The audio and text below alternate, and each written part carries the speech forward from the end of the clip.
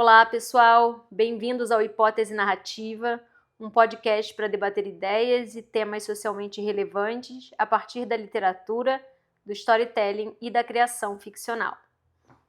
Toda história é uma hipótese sobre o mundo e o que as narrativas podem revelar sobre quem somos, como elas moldam a cultura, o pensamento e a sociedade. Eu sou Flávia Iriarte, sou editora, professora e mentora de escrita criativa e fundadora da Escola Online para Escritores Carreira Literária. E eu sou Andressa Tabazinski, médica, escritora, autora de Boas Meninas se Afogam em Silêncio. Hoje a nossa conversa aqui é sobre inteligência artificial e os seus impactos e impasses na criação artística. Nos últimos 3 ou 4 anos, a gente viu um avanço significativo no uso de inteligência artificial para gerar textos, imagens, músicas e vídeos. A IA passou de uma curiosidade técnica para uma ferramenta de criação cada vez mais acessível e também mais polêmica. Um dos casos mais comentados recentemente envolveu o uso da inteligência artificial para criar imagens no estilo dos filmes do estúdio Ghibli. Após uma atualização do ChatGPT, usuários começaram a gerar imagens que imitavam a estética das animações produzidas pelo estúdio criador de A Viagem de Chihiro e Meu Amigo Totoro. A polêmica surgiu porque o próprio estúdio nunca autorizou o uso do seu estilo em bancos de dados de IA e nem contribuiu com material para treinamento dos algoritmos. Miyazaki, o criador do estúdio, inclusive já se manifestou publicamente no passado contra a criação de arte por inteligência artificial, dizendo em um vídeo conhecido que considera essa prática um insulto à vida.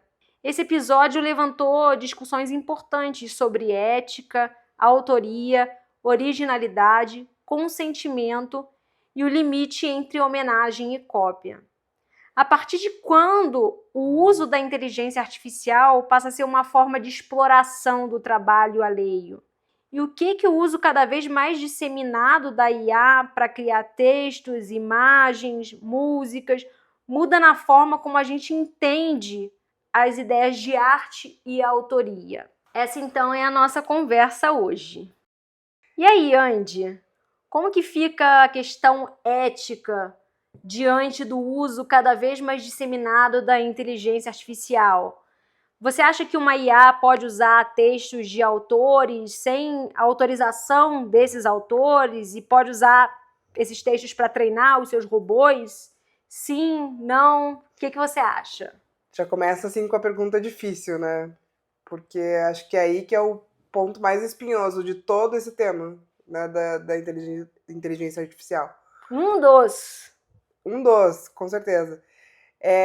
De fato, não é uma prática ética você pegar o trabalho dos outros sem consentimento para você montar o seu banco de dados. Eu concordo com você. Eu acho que não é uma prática ética. Acho que, para mim, não é difícil chegar a esse ponto, né?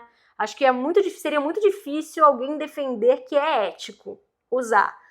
E eu acho que é fundamental se encontrar formas de alguma maneira, não que eu acho que isso vai acontecer, mas acho que seria ético, acho que seria fundamental que se encontrasse formas de remunerar os autores, os artistas que produziram os textos, as imagens, futuramente as músicas, os vídeos que servem para alimentar esses robôs, porque não tem a menor graça um monte de bilionário no Vale do Silício ficar cada vez mais bilionário e os criadores desses textos, imagens, não serem remunerados de nenhuma maneira por isso. Ao contrário, começarem a perder seus trabalhos, começarem a perder seus empregos.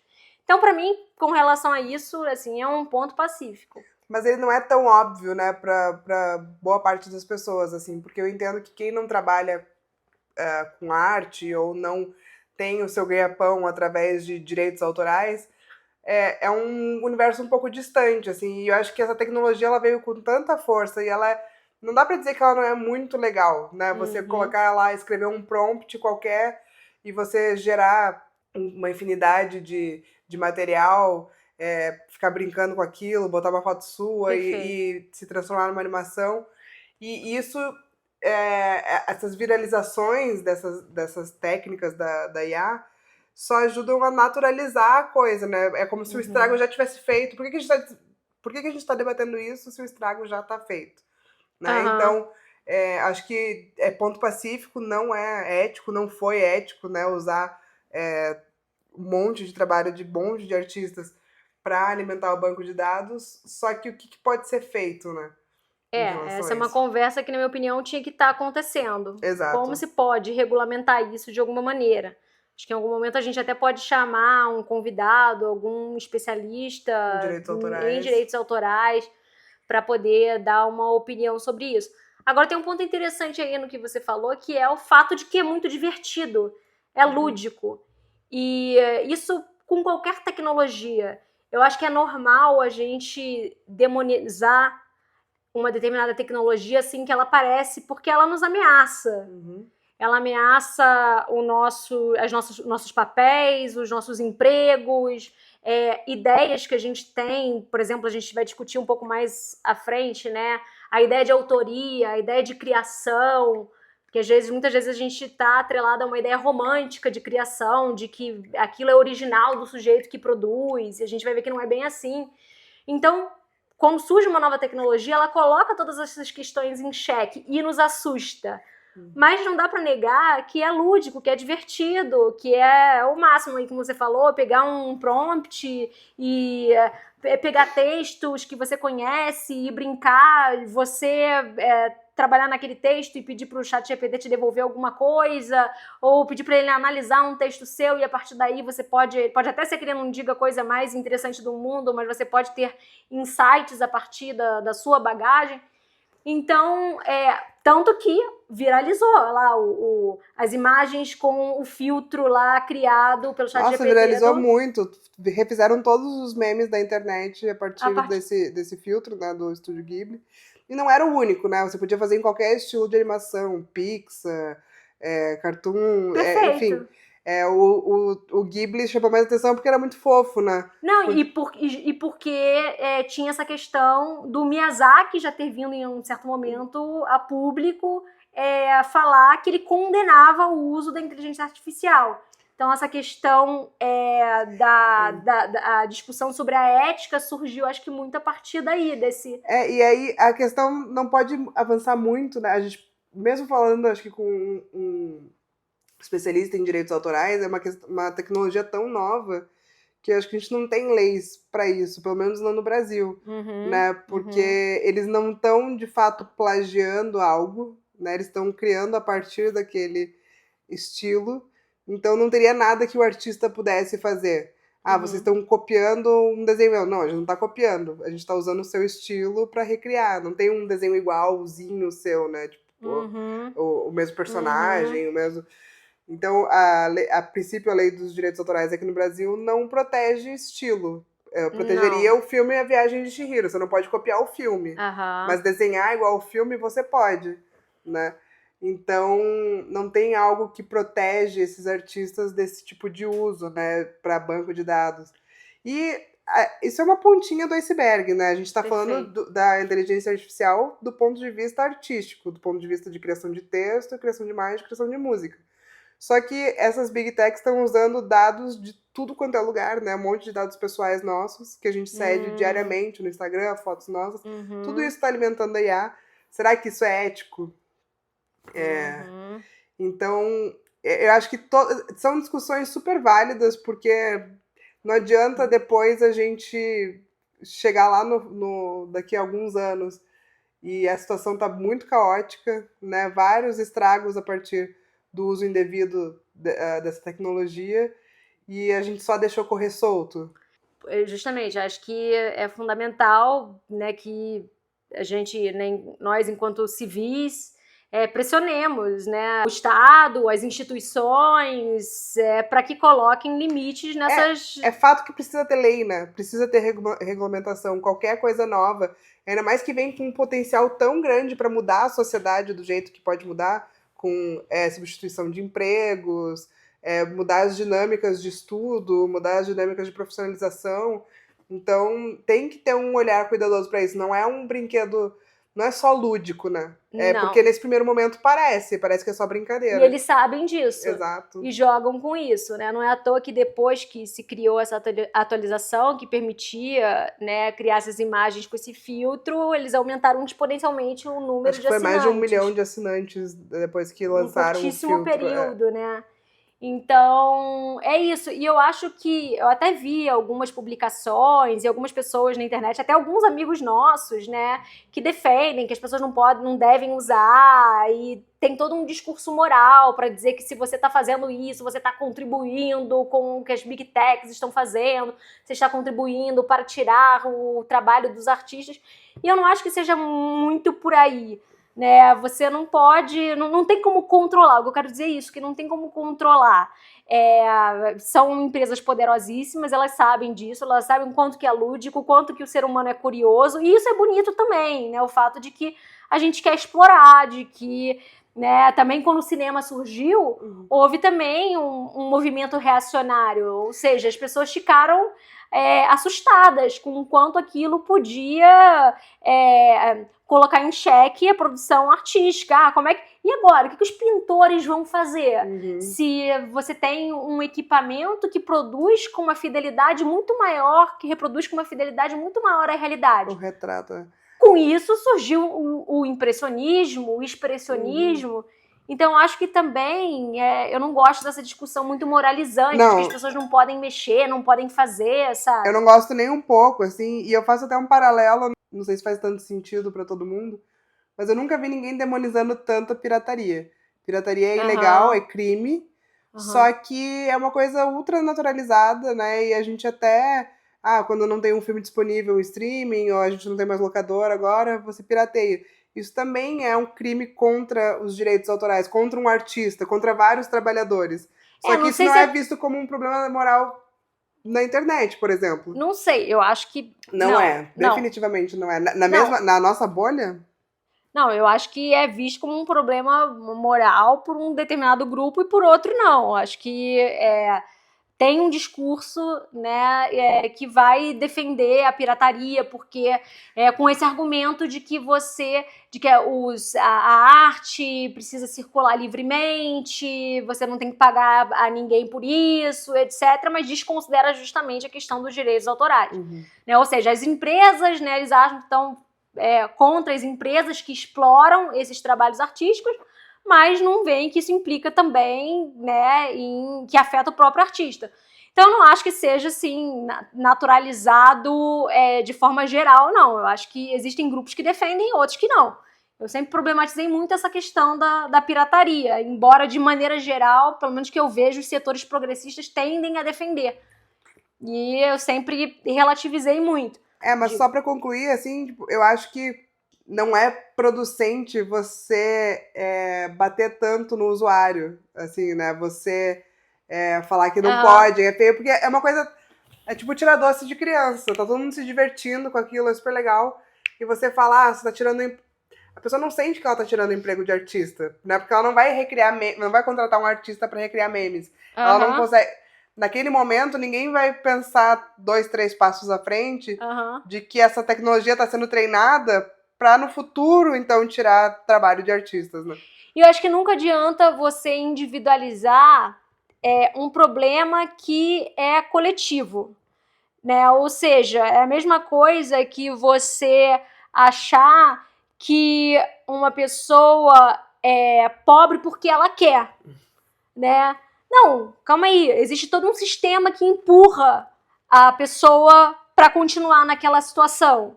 Então não é bem assim, não é tudo uma questão de querer ou não querer, não é tudo uma questão de desejo individual. Existem questões muito maiores, sistêmicas, estruturais, que escapam à vontade ou não do sujeito. Então acho que tem esse ponto. Outra coisa que eu acho interessante aí nessa discussão é o fato de que eu vejo muita gente dizendo que a inteligência artificial não é arte. Acho que esse é um outro ponto interessante, assim, pra gente jogar aqui na mesa. O que você acha? Você acha que é arte ou que não é?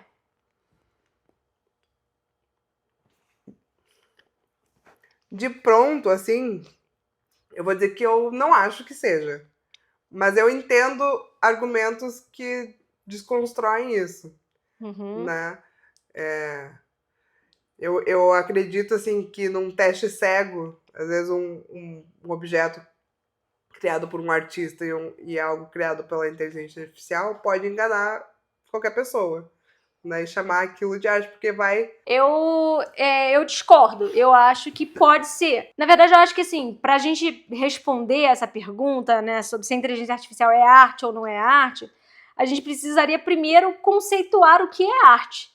E aí a gente começa o problema, porque, na verdade, não existe, né, pelo menos assim, pra quem já estudou um pouco de história da arte, sabe que não existe um conceito final do que é arte. Existem várias tentativas de se definir o que é arte, né? Então vai ter lá, sei lá, Kant, que vai dizer que a arte é tudo aquilo que não tem finalidade. Então, né, se uma mesa... Por que uma mesa não pode ser considerada um objeto artístico? Porque ela é feita para uma finalidade específica. Vai ter gente que vai discordar. Vai ter gente que vai discordar disso. Muita gente já vai discordar disso. Então do Champ vai dizer que arte é qualquer coisa que você diga que é arte. A partir do momento que ele coloca lá o pinico, o urinol lá no museu, ele vai dizer que aquilo passa a ser arte porque está num espaço que é legitimado como um espaço artístico. Então essa ideia também kantiana vai ser desconstruída. E a verdade é que hoje a ideia romântica, né? A arte é aquilo que te toca. A arte é aquilo que é produzido que é belo. A partir da essência do sujeito, do criador, e que é algo original, produzido a partir de uma verdade íntima e profunda. Mas Nietzsche vai dizer que não tem nada a ver isso, porque nem existe essa interioridade. Existe só exterioridade, existe só aquilo que você se torna de acordo com as circunstâncias.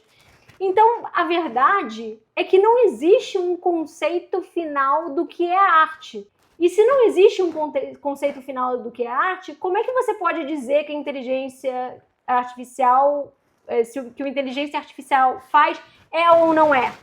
Não, concordo plenamente. Por isso que eu disse que na verdade é um primeiro feeling de responder que não é arte, né? Porque é algo criado de forma aleatória, a partir de vários dados computacionais, mas eu entendo que não tem como dizer que não seja também.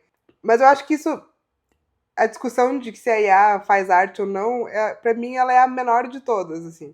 Eu acredito que a arte mesmo, no mundo, ele tem um papel... Embora a gente não saiba definir o que é, ela tem um papel que eu acho, de tornar a vida mais bonita, tornar a vida mais rica, fazer com que as pessoas... Dar algum significado para certas coisas. Dar um certo sentido para a vida. Mas eu acho que eu não tenho muito esse problema, né, que eu percebo que algumas pessoas têm, de dizer, se foi feito com inteligência artificial, não pode emocionar. Se foi feito com inteligência artificial, não pode jamais ser considerado arte. Não, eu não tenho essa ideia purista. Simplesmente porque eu acho que o que a gente faz em termos de técnica, em termos de resultado, é muito próximo do que uma inteligência artificial faz. Ou seja, eu não acho, diferente de quem defende uma ideia romântica de arte, que ela seja fruto de uma genialidade, de alguém inspirado, de alguém genial, de alguém diferenciado. Eu acho que um bom texto, ou um quadro bonito, ou um filme que a gente gosta de assistir, ele é, na verdade, resultado de uma série de referências, né? É uma colagem de uma porção de outras coisas que a gente já viu antes. O Ulisses, do James Joyce, só existiu porque existiu a Odisseia. A gente só escreve um romance porque existe uma tradição de já algumas centenas, né, de alguns séculos, disso que a gente chama romance, essa história com começo, meio e fim, com um protagonista que vai, né, passar por uma série de situações e vivenciar conflitos e sair diferente. Então, tudo que a gente só faz porque a gente está inserido dentro de uma rede de outras coisas semelhantes. Só que o maneiro da criação humana É porque a gente faz essa colagem de várias referências, a gente estuda a vida inteira, a gente vai sendo tocado por vários artistas e a gente vai imprimir algo nosso também na soma de tudo. Então, alguma vivência sua, uma experiência pessoal. Acho que uma das frases mais legais nesse movimento contra a inteligência artificial na substituição, né, de artistas foi na greve dos roteiristas, naquele cartaz. A IA não teve infância, não tem traumas de infância. Né? Então, acho que é mais ou menos por aí. O grande problema, né, da produção de arte pela IA é essa massificação de cada vez mais produtos genéricos, né, mais do mesmo, só uma repaginação do que já existe. Não que o mundo já não fosse assim sem a IA, né? Porque o mercado de entretenimento busca também produção massiva de coisas o tempo todo. Então, o artista, a gente também idealiza muito o trabalho do artista, né? É isso aí. O artista não fica lá no ateliê dele ou no escritório criando algo sempre novo, original, ou, né, remoendo ali com o fígado todos os seus sentimentos. Não, ele também tem prazo a cumprir, ele tem dinheiro para ganhar, então ele vai, às vezes, fazer o feijão com arroz ali. Né? Então, e é isso que vai dar o sustento dele. Então a IA meio que vem para fazer isso com mais eficiência. Você colocou um ponto interessante quando você disse que as pessoas criticam o fato da IA produzir, né, um resultado muito pasteurizado, etc. Mas não tem também já na indústria cultural, já produzido por seres humanos, por pessoas, textos também igualmente pasteurizados, romances que são publicados um atrás do outro, como se fosse produção de salsicha, que você, com as mesmas capas, com os mesmos enredos. Com toda certeza. Por isso que a IA é tão atrativa para o mercado, para as empresas. E aí eu acho que, juntando com o que você falou aí, né, do fato, né, de que esse cartaz da menina, que é muito divertido, muito bem-humorado, que a gente encontrou ali na ocasião da greve dos roteiristas, uma imagem de uma moça com um cartaz falando, a inteligência artificial não tem trauma de infância. Isso é muito interessante porque, para mim, toca no ponto central, assim, né? O que interessa para mim não é o resultado, porque, de fato, em termos de resultado, eu acho que a IA ela já produz coisas muito semelhantes e muitas vezes muito melhores. Se a gente pegar uma porção de livros, sei lá, pegar um livro da Colleen Hoover, eu tenho certeza absoluta que a IA vai ser capaz, com um prompt, com alguns recortes e referências, de produzir... Sendo guiada, né? Sendo guiada, claro, porque até ela não consegue produzir textos de fôlego, né? Ela consegue produzir coisas curtas, interessantes, mas ainda tem muita dificuldade em produzir textos de fôlego, mas sendo guiada, eu não tenho a menor dúvida de que ela produziria um texto mais interessante, mais sofisticado do que um texto da Colleen Hoover, por exemplo. Mas o que eu acho que, pelo menos que me interessa aí, é esse ponto do processo. Porque quando a gente vai escrever um texto, quando a gente vai criar alguma coisa, pelo menos, né, dentro do que é pra mim, tá? Tô falando aí no que é pra mim. Você tá ali não só interessado no resultado que aquilo vai produzir. Isso aquilo vai ser um texto que vai poder ser publicado amanhã e que vai ser vendável, que as pessoas vão gostar, ou que vai ficar bonito, ou legal, ou seja lá o que for. Mas você tá interessado no próprio processo de atravessamento daquele texto, né? Pra mim é a mesma coisa. Você... eu escrevo para me entender melhor, eu escrevo para me entender como pessoa no mundo, como uma forma de... Uma investigação muito profunda do seu desejo, dos seus medos, né, da sua percepção de mundo. Perfeito! E tudo isso leva tempo. Eu acho que, com certeza, num dia você consegue, com uma IA, produzir 50 páginas muito boas de um romance. Só que isso pra você não vai dizer nada, né? Você não vai ter passado por aquele processo de amadurecimento. Então, isso é bom pra quem, né? Isso não é bom nem pro artista, nem pros leitores que vão ter um texto qualquer também pra ler. Perfeito, essa ideia, né? De é bom pra quem? né? Então, no sentido do criador, no sentido do processo de criação, né? O que é a IA, né? Você produzir um texto com IA, assim, eu acho que usar como uma ferramenta de diálogo pode ser interessantíssimo, pode ser rico para esse processo de investigação e tudo mais. Agora, como simplesmente com uma meta de terminar um texto mais rápido, o que você fez com o processo? E aí, se você mata esse processo, na minha opinião, você mata o mais importante, o que tem de humano, o que tem né, hoje eu até postei sobre isso, de falha no processo. Né? E é por isso que os textos de IA, de modo geral, eles parecem, né, muito frios, eles parecem sem vida, eles parecem meio engessados, meio... Tem uma coisa neles, né, que parece que falta o erro, né, falta a falha, justamente porque é um texto que é feito para ser eficaz, para reproduzir padrões. Fica muito plástico. Fica muito plástico, essa era a palavra que eu tava procurando. Fica plástico, né? Então, não sei, talvez amanhã esses robôs vão se sofisticar tanto que eles vão conseguir emular essa falha também. Pode ser. Pode ser, mas isso não altera o que a gente está falando sobre o processo. Eu acho que assim, a IA não veio para mudar radicalmente a nossa forma de consumir arte. Ela só veio para acelerar uma coisa que já existe, né?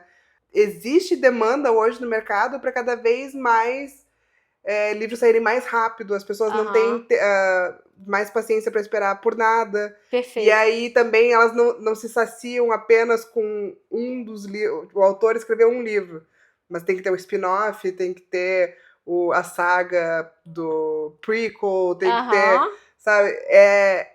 Então, há uma demanda, assim, de uma produção constante de produto, né? Tudo vira um produto, no final das contas. E aí, nesse sentido, eu acho desanimador, eu acho angustiante, porque a IA, dentro desse contexto que você está colocando muito bem, ela é maravilhosa. Ela vai permitir para as grandes editoras, para os grandes grupos editoriais, vai ser maravilhoso. Para Hollywood, imagina. Eles poderem trabalhar com autores que usem a IA para produzir cada vez mais rápido, de forma mais eficiente, um número cada vez maior de coisas parecidas. E por isso que aquilo volta um pouco ao assunto do nosso último podcast, em que quando eu digo ali, né, o consumo pelo consumo, mesmo sendo de um objeto artístico, se for só o consumo pelo consumo, se não for para você, de certa maneira, ter um senso crítico, poder tornar a sua vida melhor, ele é simplesmente vazia. Então, nesse sentido, a IA ela só alimenta esse processo de você consumir cada vez mais de forma acrítica, você ficar ali no TikTok, o algoritmo te indicando um livro atrás do outro, as pessoas comprando e se orgulhando de terem no final do livro lido 150 livros diferentes. Mas aí, o que você tirou daquilo? O que você aprendeu de fato? Sua vida... Se você ler 5 livros no ano bem lidos, é melhor do que você ler 100. Eu acredito muito nessa ideia. Mesmo que você leia todas as páginas desses 100 livros, mas você não parou para refletir, a questão do processo mesmo, da digestão. A nossa mente precisa de alguns dias para amadurecer certas ideias, né? A gente precisa ficar com aquilo. Eu não sei, assim, eu acho desanimador, mas eu não acho que a culpa seja da IA, né? Bato muito nessa tecla, assim, eu acho que a gente já vinha caminhando para isso. Todo mundo fala... a IA escancara isso, né? Exatamente. Uma das grandes classes também muito preocupadas com a introdução da IA são os tradutores, né? E eu admiro muito o trabalho do tradutor, acredito que seja um trabalho que deva ser feito com muito esmero e tempo, né? Porque você traduzir uma obra não é só passar do inglês para o português ou do francês para o português, né? Você tem que realmente fazer aquela obra funcionar no seu idioma. Só que há muito tempo o mercado já faz de qualquer jeito. Você tem aí 3 semanas para entregar a tradução, né? corre com isso, paga mal o tradutor ou não vai procurar, vai procurar aquele que aceita cobrar menos, mas que tem menos qualificação. Perfeito. Então, a gente já estava nesse caminho, né? E a IA acentua, né, esse processo de desumanização, eu acho, né, que você está trazendo aí, de produzir coisas num ritmo cada vez mais veloz, sem se importar com o processo, sem se importar com o que está se perdendo nesse processo. Então, isso eu acho, assim, talvez o aspecto mais preocupante, né? No texto hoje que eu postei no Instagram, eu até falo um pouco isso, né? A sensação de que é um texto, um objeto zumbi, esse objeto produzido pela IA, porque não tem por trás desse texto, por trás dessa imagem, uma pessoa de carne e osso. E a partir do momento que você não tem uma pessoa de carne e osso, uma série de problemas, ao meu ver, aparecem aí. O primeiro problema é a questão da própria responsabilização da autoria, que leva né, que é o que leva a ideia de responsabilização, é o que faz com que a ideia de autoria surja lá no século XVII. E como que fica essa questão da responsabilização diante de um texto ou de uma imagem produzida por uma entidade, por algo que não é uma pessoa de carne e osso? Se, vamos supor, amanhã sai um meme que é considerado ofensivo para uma determinada minoria, quem que vai ser responsabilizada? A pessoa que postou o meme, a pessoa que gerou o meme com um prompt, a empresa que... Acho que nunca a empresa. Mas assim, né, só pra gente colocar, vai ser o CNPJ, vão ser os algoritmos, vão ser os programadores, vão ser os textos e as imagens que treinaram os robôs. Percebe como fica... A ideia de autoria fica completamente diluída. Aí eu acho que a gente vai para outro... Para sanar boa parte dos problemas que podem ocorrer com IA, a gente acaba descambando para um outro grande problema, que a IA tem muitas travas também. Então ela não se permite criar dentro de coisas muito contraditórias. E aí a arte vai ficando cada vez mais aquela água de salsicha mesmo, né? Então... vai perdendo ainda mais o propósito de você entrar em contato com obras artísticas, né? Porque eles vão... É óbvio que eles têm medo do que pode surgir, do que pode ser feito com a inteligência artificial, então eles vão botando várias travas de segurança, né? A IA vai ficando muito asséptica, né? E é a forma que eles têm de sanar esse problema. Mas não vai sanar, né? Não vai sanar, não óbvio, vai sanar. Porque a gente sempre consegue burlar, né? O ser humano tem uma habilidade muito especial de fazer merda, né?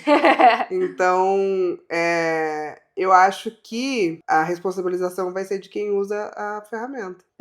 Isso aí estamos especulando, assim. Mas, assim, eu acho que pra gente tentar sintetizar algumas das ideias, assim. Então, acho que o primeiro ponto, tem uma questão ética que é fundamental e que, infelizmente, eu acredito que não haja interesse para que isso seja resolvido, para que haja um encaminhamento para essa questão. Até porque o estrago feito já é bem grande, né?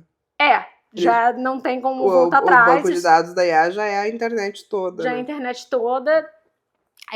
Os Vai artistas já não foram remunerados. Vai saber se eles não têm acesso aos nossos e-mails também. Pois é, exatamente. Então, acho que tem uma questão ética que, infelizmente, aí eu sou bem pessimista nesse sentido. Não acredito que vá haver um encaminhamento para isso, no sentido de remunerar os artistas, os produtores desses textos, imagens que alimentam esses bancos enormes. Por outro lado, não acredito que nessa ideia, eu acho que é um pouco ingênua, um pouco romântica, de que se tem IA, se foi usado IA no processo, necessariamente não é arte. Primeiro, porque é difícil a gente definir o que é arte. E segundo, porque não acredito na ideia de originalidade.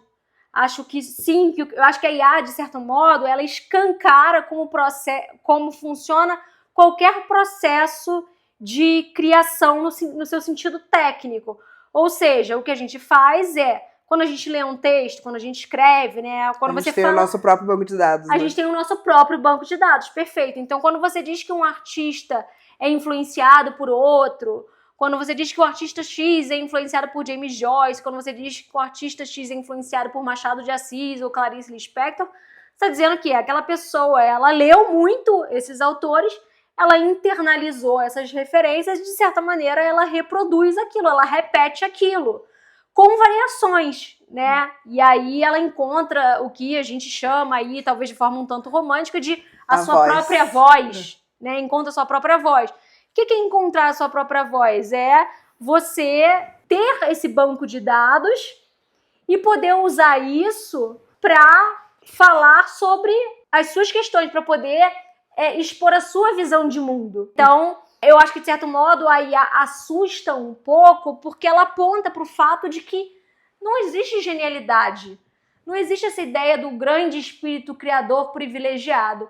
Existe a competência de você poder pegar esse banco de dados, que vai ser maior com quanto mais você lê, quanto mais referências você tem, e usar isso de forma hábil para expressar a sua visão de mundo. Eu acho que isso é o que um artista, né, um escritor que tem uma assinatura que a gente reconhece faz. Exato. Sobre esse aspecto que você está falando, eu lembrei de um vídeo muito bom da senhorita Bira, que fala sobre esse mito da genialidade, né? Uhum. E o quanto que vários artistas hoje ultra famosos e que ganham muito dinheiro copiam, às vezes, na cara dura, né? É muito bom esse vídeo. Recomendo para todo mundo que tá assistindo o podcast. Eu não me lembro, mas... Eu acho que a genialidade, O mito da genialidade. Digita assim, senhorita Bira, a genialidade. E aí ele mostra ali como que o Michael Jackson, né? O que a gente... O Moonwalk não era do Michael Jackson. O Moonwalk não era o Michael Jackson. Ele mostra ali a referência, né? Da onde que ele copiou e colou aquilo. O álbum que a gente tava conversando hoje no carro, da Dua Lipa. Levitating. Aquele Levitating, né? Acho que é esse o nome. Future Nostalgia. Future Nostalgia, né? Pô, é uma colagem de uma porção de referências dos anos 80. Nossa, todas as músicas parecem plágio, né? E aí é interessante, entra muito essa discussão aí dos limites entre a referência e o plágio. O que você acha? E eu acho que esse é um tema, inclusive, que dá pra gente desdobrar, talvez até fechar o podcast com isso, porque eu acho que a gente pode trazer um outro episódio sobre esse tema dos limites entre o plágio e a homenagem, a referência. Que eu acho que estão se perdendo muito. Quando você acha que é plágio? Quando você acha que é plágio, né? O álbum da Dua Lipa, você acha que é plágio ou você acha que é homenagem? Eu acho que é plágio. Eu acho também. Pra mim foi muito... E olha que é um álbum que eu gostava muito, porque depois eu fui ver, não eram músicas conhecidas pra mim, pelo menos. E aí foi num Reels no Instagram, eu vi eles comparando a original com as músicas da Dua Lipa. E eram muito, muito parecidas. A música da Adele com o Martinho da Vila. Plágio do Martinho da Vila. Plágio no Martinho da Vila. Na indústria cultural, principalmente a indústria cultural norte-americana, tá cheia de plagiadores. Plagiador. Ou As Aventuras de Pi, que foi um plágio do Moacir Sclia. Claro que não é tão fácil de você delimitar o que é inspiração, o que é homenagem, o que é plágio. Sobre essa questão do plágio da homenagem, né? Não tenho, acho que, uma resposta final sobre isso, mas tem uma ideia interessante que eu acho que é do Ezra Pound, não tenho certeza agora, mas ele faz ali uma divisão entre o que ele considera o criador, né, digamos assim, o mestre, o gênio, o que ele diz, o gênio, o mestre e o diluidor. Né? Então, eu acho que tem muito essa ideia do diluidor. O diluidor é aquele que pega algo que é uma referência, que ele considera interessante, e ele torna aquilo pior. Ele usa, eu não vou dizer aqui, né? Para não me comprometer, mas tem aí, né, aquele autor, todo mundo vai pensar aí, provavelmente em algum, deixem aí pra gente nos comentários, daquele escritor ou aquele compositor que você, poxa, sabe que ele pegou algo de um outro autor, numa versão muito melhor, ele usou aquilo para vender, para tornar um produto que muitas vezes se torna best-seller e o que ele faz é uma versão piorada daquilo. Uma versão diluída, né? Uma vai versão ser mais diluída. fraca. É muito diferente, por exemplo, do que o James Joyce faz com a Odisseia, que ele faz uma releitura, ele recria a Odisseia dentro de uma perspectiva moderna. É uma outra coisa, ele usa aquilo como referência para dialogar, para conversar com aquilo, para rasurar aquilo, mas ele cria uma outra coisa, né? Vira uma outra coisa. Eu acho que o plágio é quando você vê que aquilo não virou uma outra coisa e você consegue reconhecer os pedaços ali do original. Do arremedo. Você não mastigou o suficiente aquilo para transformar em algo diferente, em algo seu, em algo próprio. E aí vira o tal do arremedo, né? Então, é interessante. Mas a gente vive, pra mim, eu sou ultra pessimista em relação a isso, porque eu acho que a gente vive tempos muito sombrios de grande naturalização do plágio, assim, eu acho que justamente porque não é tão claro você definir o que é inspiração, influência, homenagem, porque é muito fácil falar, não, foi uma homenagem, mas na verdade foi meio que um plágio, né? Qual que eu acho que é a solução pra isso? Não é você chegar e acusar o camarada de plagiador, ou seja lá o que for. É você dizer que ele é um mau artista. Porque o plágio, ele tem a questão moral e ética, né? Porque é feio você plagiar, te torna um péssimo artista, te torna alguém medíocre. Mas tem a questão legal também, jurídica, né? E mais grave do plágio, que é quando alguém rouba a obra de outra pessoa e ganha mais dinheiro com aquilo. Que foi o caso da Aventuras de Pi, que foi premiado, ganhou o Man Book Prize Award, foi adaptado. E é plágio, né? E tem muitos casos, assim, se as pessoas pararem pra pesquisar, vão encontrar, inclusive, de nomes de pessoas grandes, como naquela... Ana Beatriz Barbosa, que todo mundo cultua e tudo, e tem milhões de seguidores, e é super respeitada, publicada por editora grande. Procure aí o caso. Processo em que livro retirado. Ela perdeu um processo. Mais de um caso de... Não sei se ela perdeu mais de um processo, mas ela teve mais de um caso relatado de plágio. E num dos casos era o livro de um psiquiatra muito menos conhecido do que ela. E ali você vê a má fé. A má fé. Porque aí sim que o plágio se torna mais óbvio, né? Como algo prejudicial, porque ela vendeu muitos livros em cima de uma obra que não era dela. Né? E aí fica mais claro. Mas, em tempos de internet, em tempos de produção de conteúdo, eu vejo muita gente copiando coisa dos outros e não vendo problema nisso. Né? Então, eu acho que a gente está caminhando, e a inteligência artificial está acelerando essa caminhada para banalização total do plágio.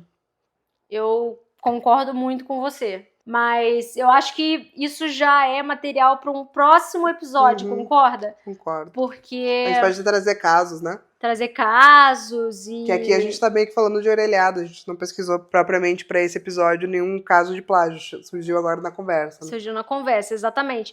Então, pra gente, né, encerrar, fazer aqui uma amarração dos principais pontos, eu acho que tem essa questão da ética, acho que tanto eu quanto você somos bastante pessimistas nesse sentido, é muita grana, são muitos interesses envolvidos, mas eu acho que é incontornável, a gente precisa enfrentar essa questão, precisa haver uma cobrança da sociedade civil para se regulamentar isso, por todas as outras questões que você trouxe, né, são empregos em jogo, enfim, né, não é só a questão aqui da ideia de autoria que é deslocada com isso, mas, enfim, acho que nesse sentido a gente já saiu perdendo muito.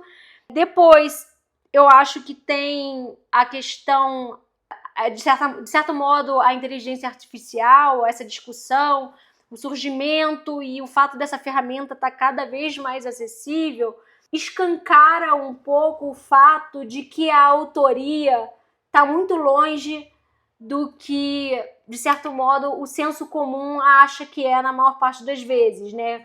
Que existe uma grande entidade criadora, que faz algo original, que coloca algo original no mundo. E quando a gente olha para o processo de uma inteligência artificial, que nada mais é do que se nutrir de um banco de dados que no caso dela é global, para poder produzir textos e imagens, etc., a gente se depara com o fato de que, na verdade, a criação ela passa por esse processo também muito mecânico, que é o de você repetir o que nós temos no nosso banco de dados, que são as leituras que a gente fez, os filmes que a gente viu, etc, etc. Arrisco dizer que a inteligência artificial produz muitas vezes coisas mais originais do que muito escritor. Ou mais interessantes, pelo menos, Porque né? ela sempre vai criar algo em cima, algo novo em cima do que ela tem, né? Então, acho que é mais fácil um ser humano cometer plágio do que a IA. Então, só reforça isso, que a IA, ela não funciona tão diferente também do que a sociedade hoje funciona. E aí o que eu acho que é interessante, assim, no meu ponto de vista, que eu acho que a gente deveria parar para pensar, é muito menos ficar preocupado se a IA vai chegar e vai fazer algo muito próximo do que os seres humanos fazem em termos de resultado, e olhar mais para o processo, né? Pensar no que o processo artístico, no que um processo de criação nos traz como seres humanos, de ganho, de sentido para a vida, de possibilidade de reflexão, de melhoria, e pensar o quanto que esses textos que não tem uma pessoa de carne e osso por trás, o que isso representa? Né? O que isso coloca de problema e o que isso representa? O que são esses textos zumbis aí circulando? O que isso fala sobre nós enquanto sociedade? Acho que é uma coisa para a gente refletir, para a gente jogar para reflexão, mas para mim aponta para uma sociedade que cada vez mais desumaniza os seus processos.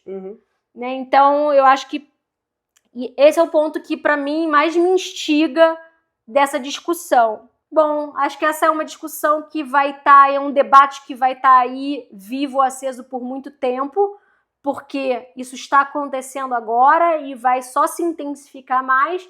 Então, deixamos aí para vocês o convite para comentar, para divulgar o nosso podcast nas redes de vocês, nos grupos de vocês, para que a gente possa continuar esse debate. Perfeito. Perfeito? Você quer sugerir algum caminho possível para um mundo menos pior com inteligência artificial? Será que a gente vai encontrar uma maneira não tão distópica de inserir isso na nossa sociedade? Olha, eu acho que, infelizmente, não depende, né, daquilo que a gente estava falando, de vontades individuais. Está inserido dentro de uma estrutura de poder, de vontade, de poder muito complexa, e eu não sou muito otimista com relação a isso. Acho que a única forma de frear um pouco, porque a IA está indo muito rápido também, muito mais rápido do que a gente está dando conta de processar, né? Seria, acho que, mexendo no lucro realmente dessas Big Techs. Taxar essas Big Techs. Porque é só por conta de um lucro astronômico que eles conseguem avançar tão rápido. Perfeito. E também avançar sem freio mesmo, né? Então, por que não pensar numa IA que vai usar um banco de dados a partir de artistas contratados, que vão desenhar para abastecer a IA, ou que vão escrever textos para abastecer a IA? Muito né? interessante. Por que não, então, sobretaxar essas empresas? Porque se eles estão tirando tantos empregos assim, a gente vai ter que arrecadar mais dinheiro de alguma forma, né? Porque a gente vai ter um monte de gente ociosa. Então, eu acho que existem maneiras... Eu acho, sim, eu não sou tão pessimista em relação a essa tecnologia. Apesar da gente ter batido muito aqui em inteligência artificial durante todo o episódio, eu sou levemente entusiasta da tecnologia. Eu acho que no futuro a gente vai conseguir entrar em paz, assim, com em isso. harmonia. Porque eu acho que veio para ficar, né? Vai facilitar muitos empregos, apesar de ser um risco, né? De desbancar muita gente, deixar muita gente sem função na sociedade, também vai vir como um catalisador para muitas coisas importantes para o nosso progresso também. Então, eu acho que é possível, sim, um futuro não tão horripilante assim. Eu concordo muito, assim, acho que conceitualmente é totalmente possível, mas acho que é muito difícil lutar contra os interesses, todos os interesses financeiros, de poder que existem por trás de uma questão como essa. Então, mais a ver, e no mínimo é instigante, a questão instiga para pensar como alguém que está viva aí, que está vivenciando de um lugar específico aí, como quem trabalha com textos, com literatura, saber discutir as implicações disso. Mas realmente a gente tem que ter no horizonte que essa pauta vai ser muito importante pra gente, para agora, pros próximos anos. Pros próximos anos. Então, acredito que em eleições futuras é bom ficar de olho em qualquer político que for trazer essa pauta, né, de campanha, de abordar esse tema, porque eu não vejo ninguém falando em absolutamente nada relacionado à tecnologia, assim, né? A gente tem que regulamentar isso, a gente tem que entender como funciona, como que vai impactar, ou como que a gente vai proteger, já que a tecnologia vai avançar tão ferozmente, já que a gente vai realmente perder empregos, como é que a gente vai proteger, né, a população disso? Então, eu acho que a gente tem que ficar de olho em quem pode mexer mesmo efetivamente. Não vai ser tolindo o usuário final que a gente vai fazer qualquer tipo de mudança. Eu não acredito nisso. Concordo 100%.